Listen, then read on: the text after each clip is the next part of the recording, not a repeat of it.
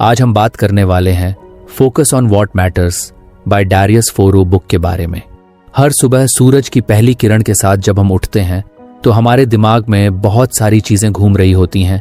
आज का काम, लोगों की एक्सपेक्टेशंस, सोशल मीडिया पर क्या पोस्ट किया जाए, किसका रिप्लाई करना है, ऑफिस में क्या होगा, घर के लोग क्या सोचेंगे। ये सब मिलकर एक ऐसा मेंटल प्रेशर बना देते हैं जो हमारे पूरे दिन का मूड बिगाड़ सकता है। लेकिन अगर हम एक चीज समझ लें तो हमारी जिंदगी थोड़ी आसान हो सकती है, और वो चीज है डिकोटमी ऑफ कंट्रोल, यानी कि क्या चीज हमारे कंट्रोल में है और क्या नहीं। स्टोइक फिलॉसफी, जो कि बहुत पुराने जमाने के सोचने का तरीका है, यही सिखाती है कि पीस और हैप्पीनेस तब पॉसिबल होती है जब हम सिर्फ उन चीजों पर ध्यान देते हैं जो हमारे कंट्रोल में है, बाकी सब चीजों को लेट गो करना सीखते हैं। इस कॉन्सेप्ट को समझाने के लिए डैरियस फोरो ने अपनी किताब की शुरुआत ही इसी थॉट से की है।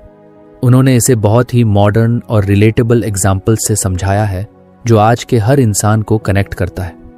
सोचिए, आप सोशल मीडिया पर कोई फोटो डालते हैं। अब आप पूरी उम्मीद रखते हैं कि लोग लाइक करेंगे, अच्छे कमेंट्स देंगे। लेकिन अगर किसी ने कुछ बुरा कह दिया या फिर लोगों ने इग्नोर कर दिया तो आपको कैसा फील होता है?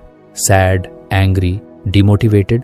लेकिन थोड़ा रुकिए और सोचिए, क्या दूसरों की रिएक्शन आपके कंट्रोल में है? नहीं ना। आपके कंट्रोल में सिर्फ ये था कि आपने क्या फोटो डाली, किस इंटेंशन से डाली, और आप खुद उसके बारे में क्या सोचते हैं। बाकी सब लोगों की सोच, उनका टाइम, उनकी फीलिंग्स, ये सब एक्सटर्नल है। और जब हम इन चीजों से अपने पीस को जोड़ देते हैं तो हम अपनी खुशी खुद ही दूसरों के हाथों में दे देते हैं।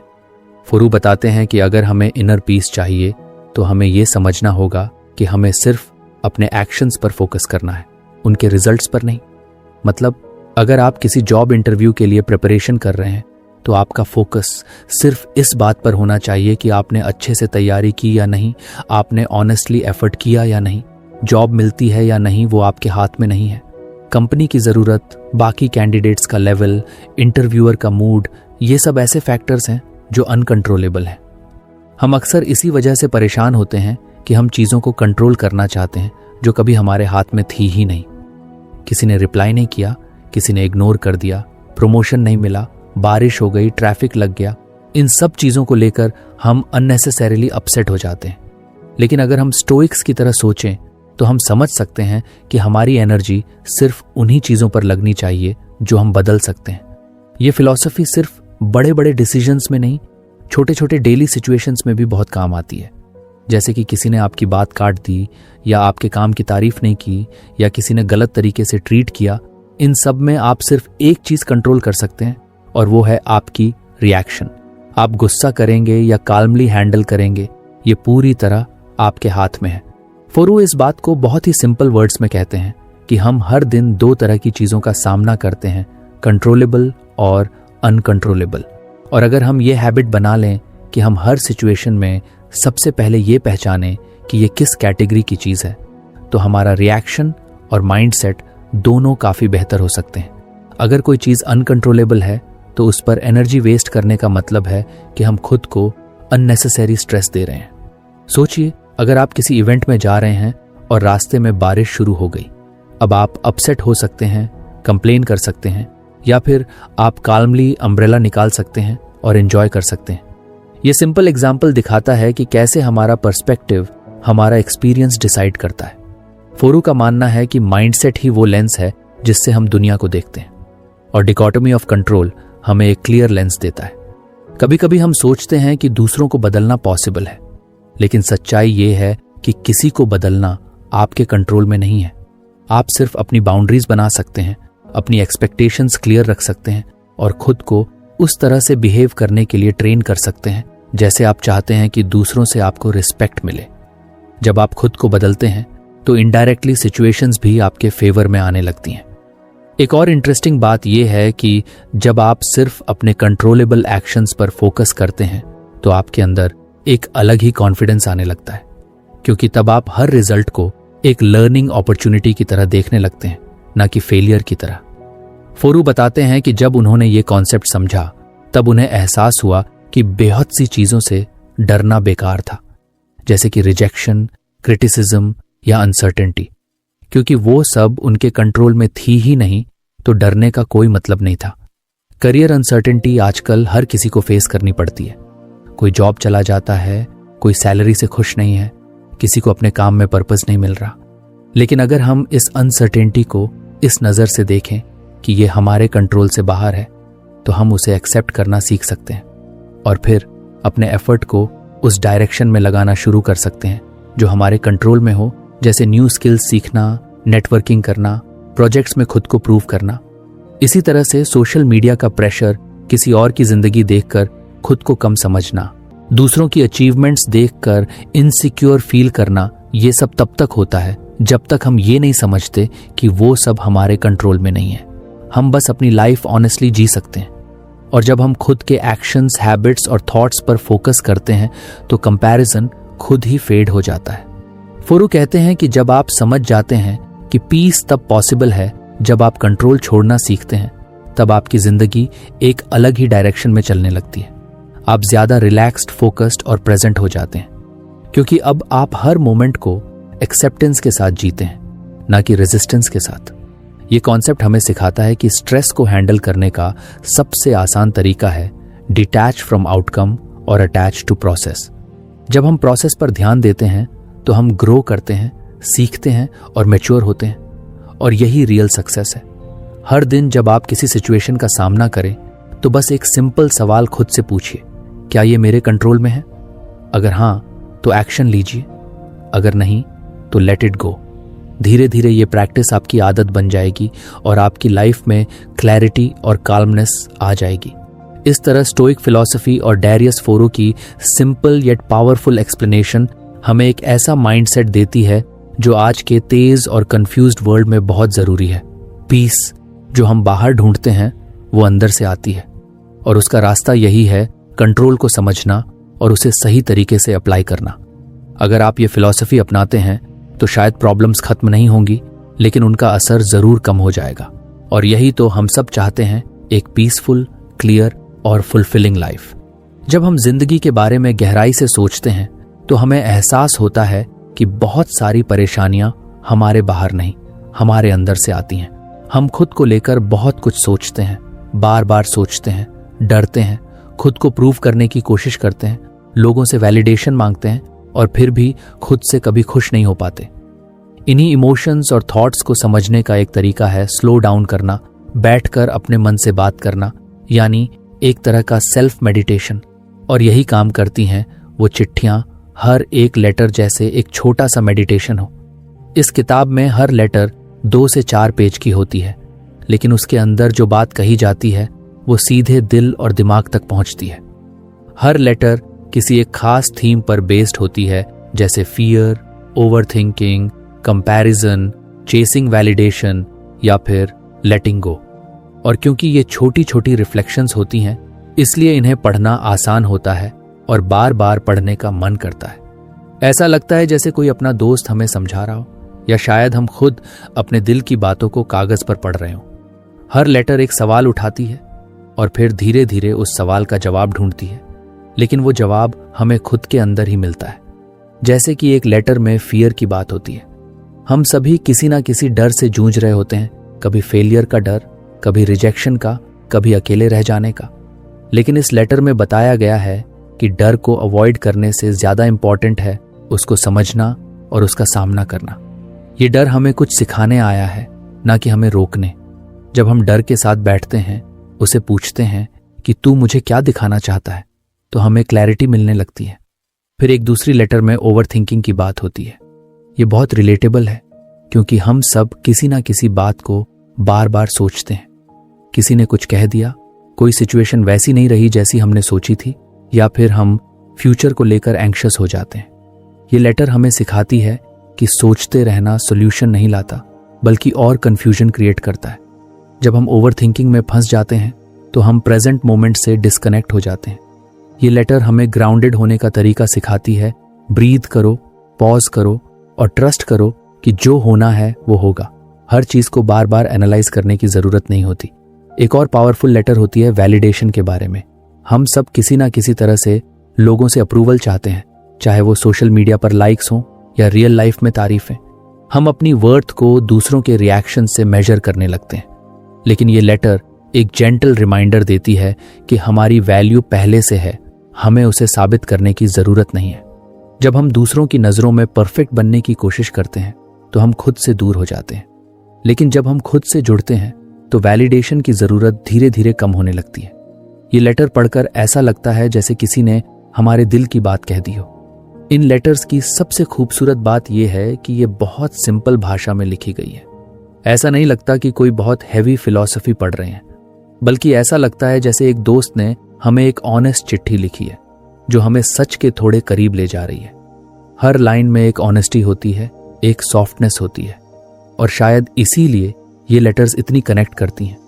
हर लेटर के बाद मन करता है कि थोड़ा रुकें, सोचें और उस थॉट को अपने अंदर अब्जॉर्ब करें।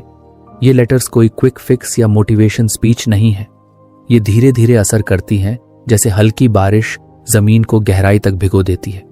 इन्हें पढ़ते हुए लगता है कि हमें हर आंसर अभी नहीं चाहिए, बस हमें ये जानना है कि हम अकेले नहीं हैं और हम धीरे धीरे ग्रो कर सकते हैं। इस फॉर्मेट की एक खास बात यह है कि ये रिपीटेबल है।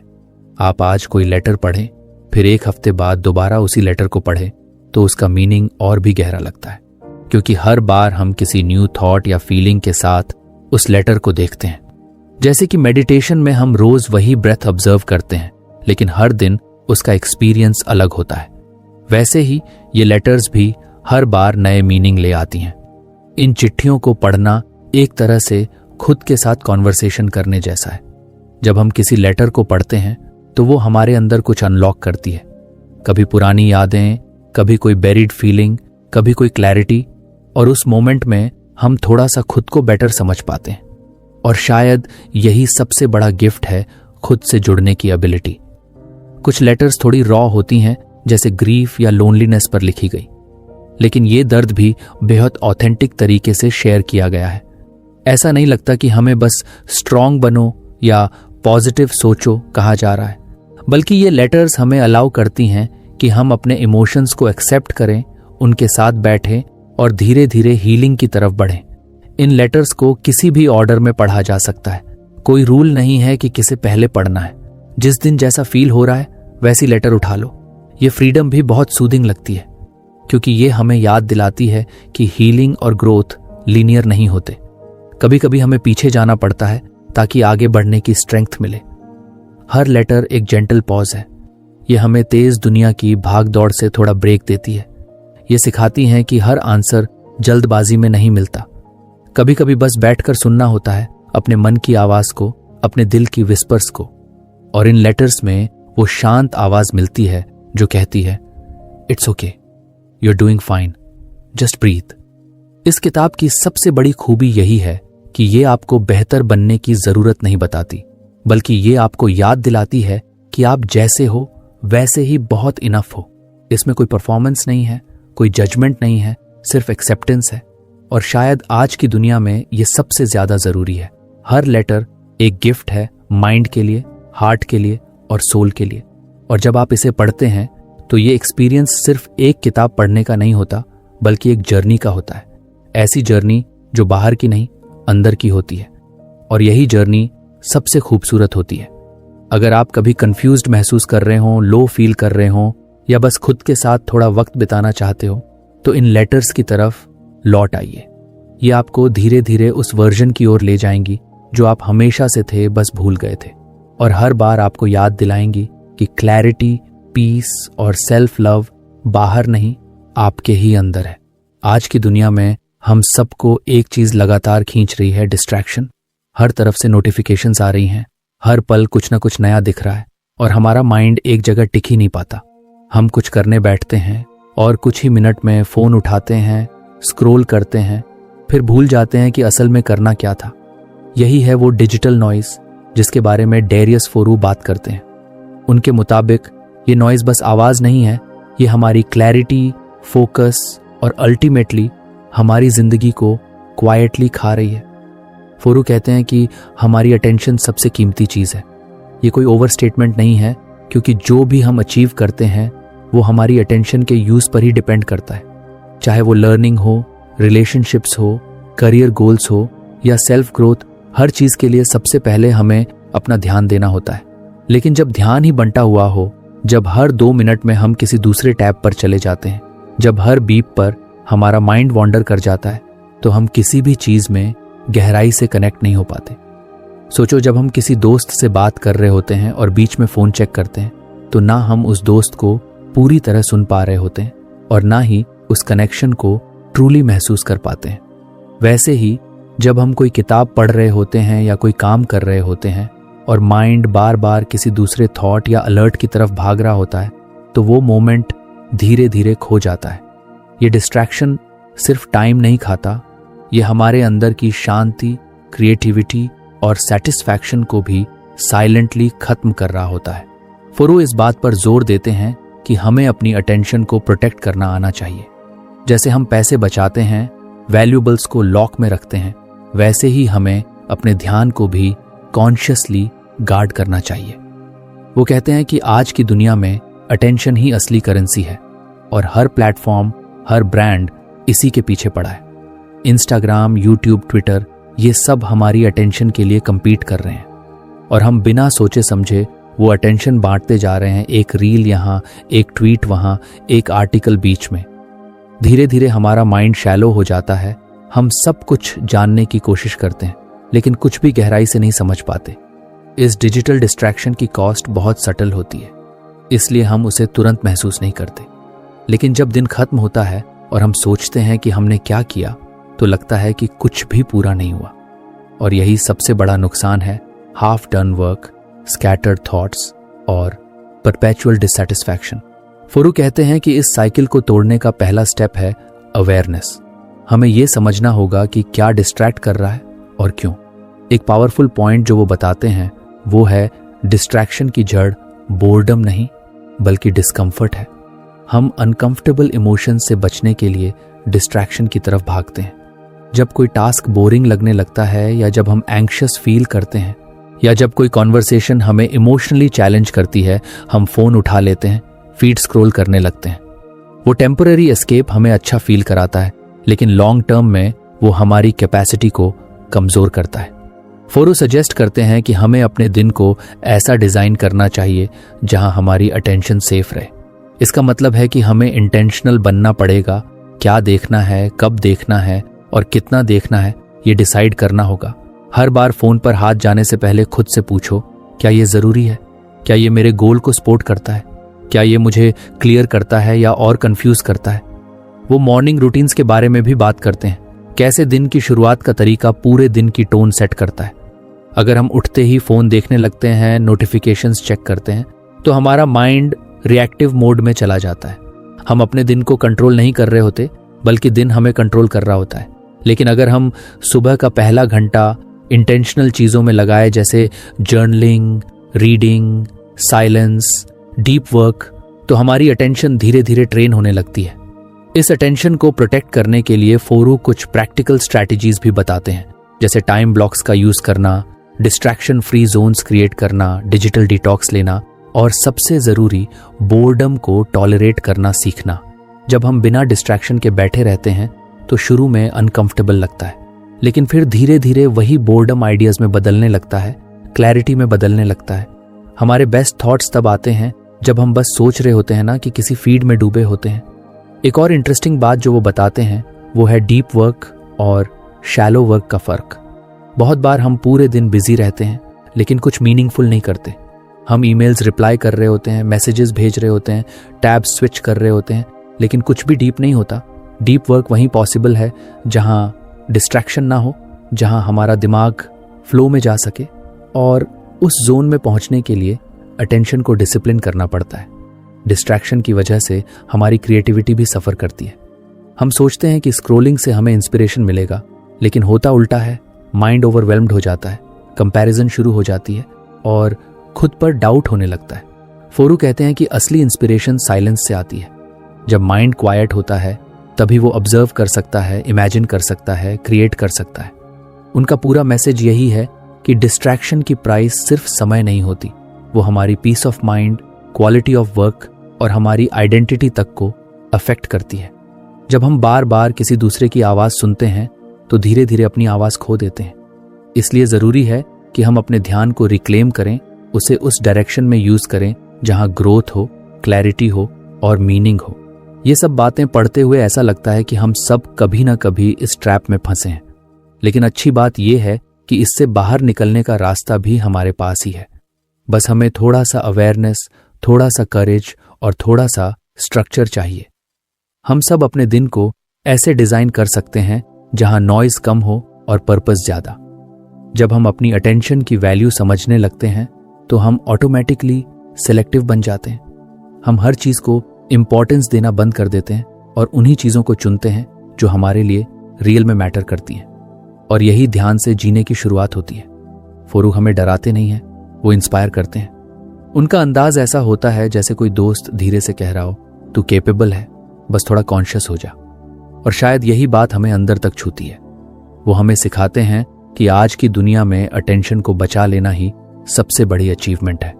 तो अगली बार जब हम बेवजह फोन उठाए तो बस एक पॉज लें, खुद से पूछें, क्या मैं अपना सबसे कीमती एसेट किसी और को दे रहा हूं? अगर आंसर हां है तो चॉइस हमारे पास है उसे वापस लेने की, उसे सही जगह इन्वेस्ट करने की और डिस्ट्रैक्शन के शोर में भी अपनी क्लैरिटी को बचाए रखने की। यही फोरू का सच्चा मैसेज है, अटेंशन को बचाओ, क्योंकि यही तुम्हारा असली पावर है। कई बार हम रात को लेट कर सोचते हैं, काश उस वक्त ये किया होता, काश उस बात को सीरियस लिया होता, काश उस इंसान से खुलकर बात की होती। ऐसे काश ही तो असली रिग्रेट होते हैं। डैरियस फोरू इस इमोशन को बड़ी सादगी और सच्चाई से समझाते हैं। उनके मुताबिक रिग्रेट सिर्फ इसलिए नहीं आता कि हमसे कोई गलती हो गई, बल्कि इसलिए आता है क्योंकि हमारे एक्शंस हमारे वैल्यूज से मैच नहीं करते। जब हम ऐसा कुछ कर बैठते हैं जो हमारे दिल के सच से अलग होता है, तब रिग्रेट धीरे धीरे अंदर पनपता है।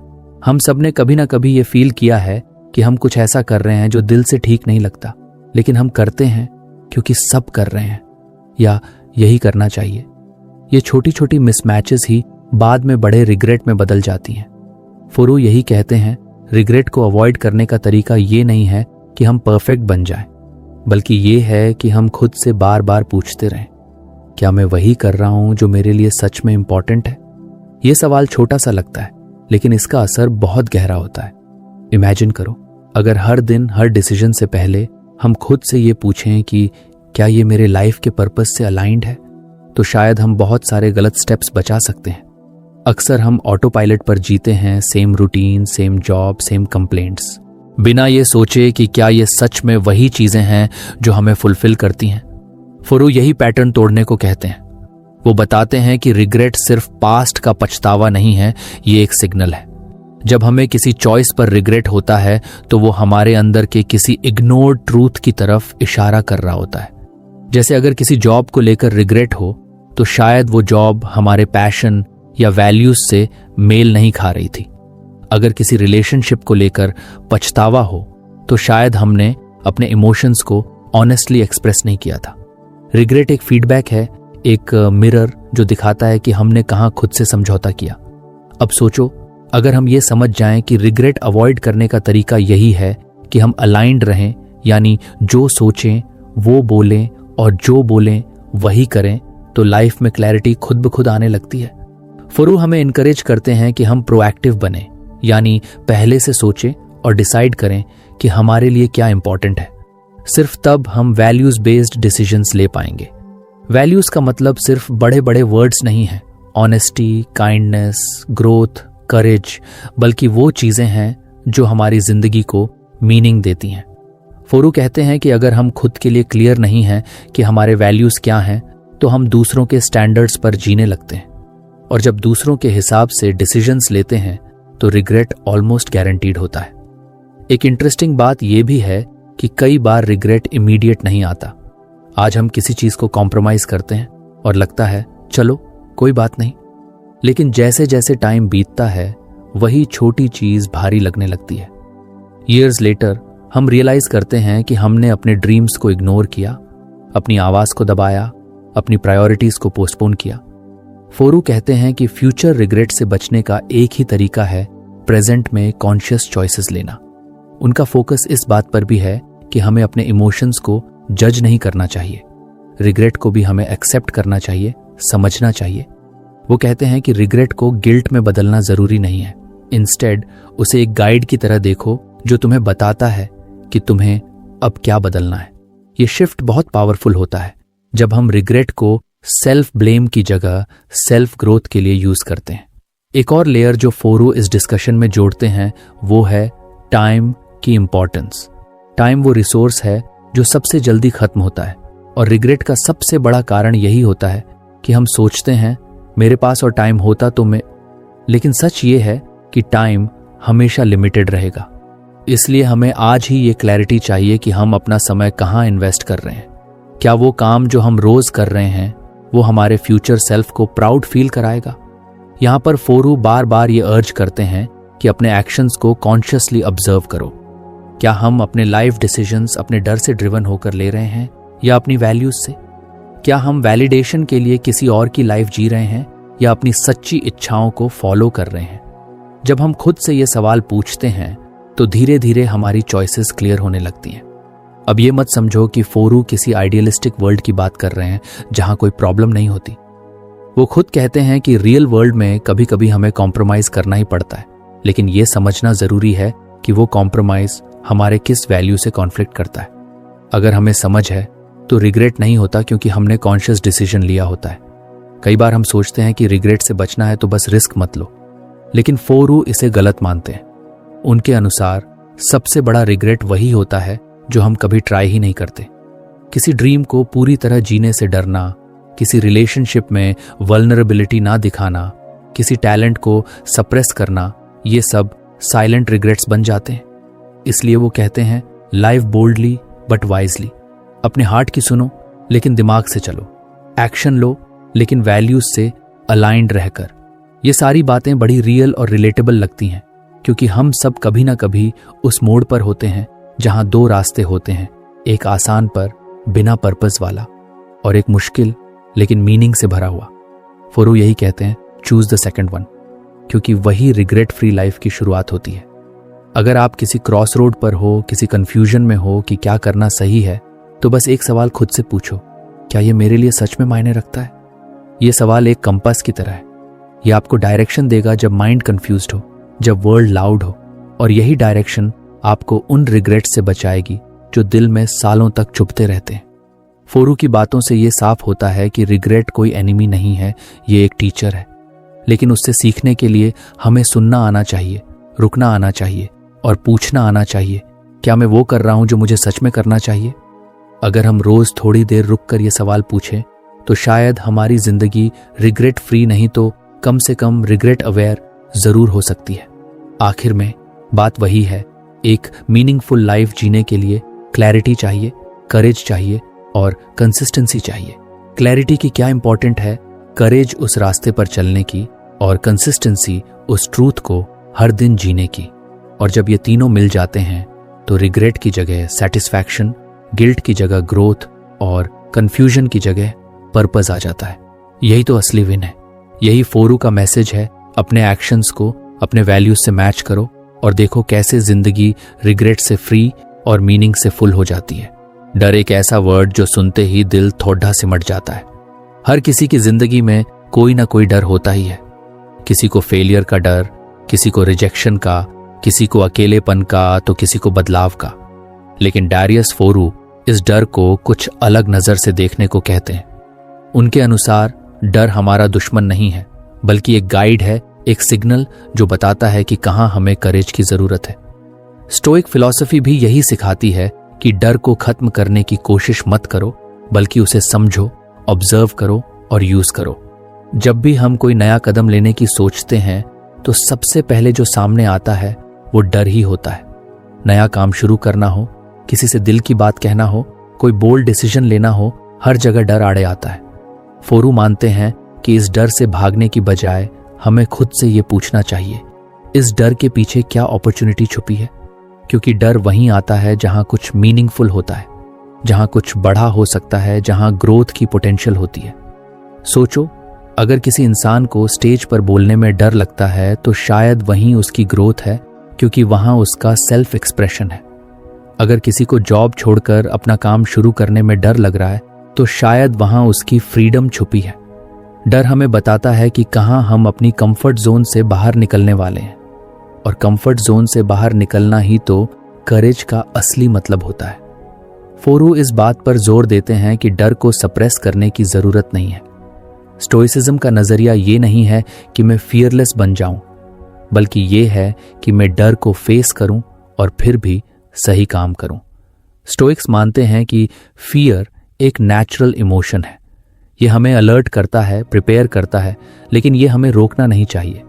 बल्कि जब डर आता है तो वो एक सिग्नल है कि अभी हमें थोड़ी एक्स्ट्रा स्ट्रेंथ, थोड़ी एक्स्ट्रा क्लैरिटी और थोड़ी एक्स्ट्रा फेथ की जरूरत है। कई बार हम डर को ओवरथिंक करके बहुत बड़ा बना देते हैं। हम खुद को फ्यूचर के ऐसे सिनारियोज दिखाने लगते हैं जो अभी एग्जिस्ट भी नहीं करते। फोरू कहते हैं कि ज्यादातर डर इमेजिनेशन से आते हैं, रियलिटी से नहीं। और जब हम ये रिकॉग्नाइज कर लेते हैं कि डर सिर्फ हमारे माइंड में बना हुआ एक थॉट है, तो उस पर पावर कम होने लगती है। उदाहरण के लिए, एक इंसान जो किसी पब्लिक इवेंट में जाने से डरता है, वो खुद को पहले ही ये सोचकर थका देता है कि लोग क्या सोचेंगे। अगर मैं ऑकवर्ड बिहेव कर गया तो, अगर कोई मुझे जज करने लगा तो। लेकिन ये सब माइंड की स्टोरीज होती हैं।